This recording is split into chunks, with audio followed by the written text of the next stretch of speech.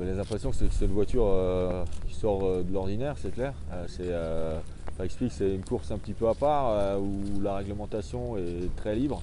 Il n'y a pas vraiment de réglementation technique précise, donc c'est une voiture qui est très puissante, qui est légère, qui est donc agile, qui a de l'appui aéro. Donc ça réunit un petit peu tous les paramètres qu'il faut pour aller vite. Donc, par contre, après, il faut réussir à l'utiliser. Je dirais qu'hier sur le sec, j'ai commencé à avoir des sensations pas mal ici, là, dans la montée du Ventoux. Sur le mouillé, pour l'instant c'est délicat, hein, mais parce que voilà, faut que les pneus soient bien chauds. On avait du brouillard ce matin, donc c'est des conditions vraiment délicates. J'espère qu'on n'aura pas ça à Pikes Peak. Je pense que ça serait difficile un petit peu pour tout le monde. Les voitures à 900 chevaux sur le mouillé, c'est pas évident à doser. Et pour toi, c'est un rêve un peu américain, c'est le rêve américain, c'est une épreuve que tu avais toujours suivie, et puis là, c'est une saison que de toute façon, tu fais du GT, ou VRC, tu te fais vraiment plaisir. Ouais, bon, c'est pas quelque chose que j'ai suivi plus que ça, mais c'est une course que je m'étais dit, tiens, pourquoi pas un jour, quoi. C'est vrai que c'est un défi sympa, on conduit des voitures incroyables, donc je me suis dit pourquoi pas, à condition que ça soit bien fait. Et là, le fait de le faire avec Red Bull, Peugeot, je sais que c'est une équipe pro, donc on a quand même une certaine garantie d'avoir du bon matériel et d'avoir une bonne voiture. Une voiture de rallye, ça roule sur tous les terrains, c'est agile, ça saute, ça amortit, et puis on peut rouler à 200 sur les chemins de terre. Une F1, c'est hyper efficace sur un circuit.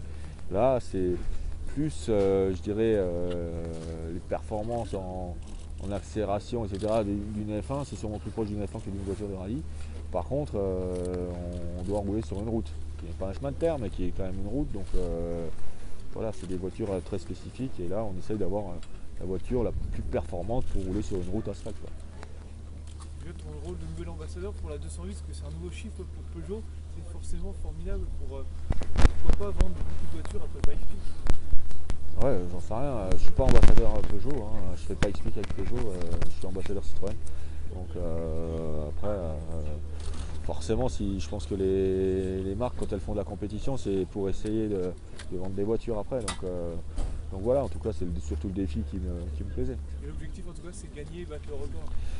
Ben ouais, on peut difficilement arriver comme ça avec une voiture au top et ne pas avoir l'ambition de gagner. Donc faut pas aller à Pikes Peak en se disant on va viser la deuxième ou la troisième place. Donc oui, c'est clair qu'on y va pour essayer de gagner.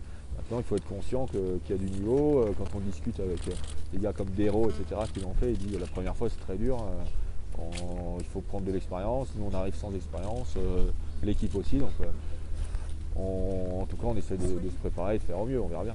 Tu t'es renseigné, tu as regardé des vidéos, c'est ça? J'ai regardé un petit peu des vidéos de la montée forcément, parce que c'est 22 km qu'il va falloir connaître par cœur, donc il va falloir travailler dessus un petit peu. Tu as échangé avec des pilotes aussi, tu disais Dero. Dero un petit peu, ouais. Moi, je ne l'ai pas trop vu, j'en ai discuté vaguement, mais ça fait longtemps que je ne l'ai pas vu, donc depuis que le projet est définitif, on ne s'est pas forcément croisé.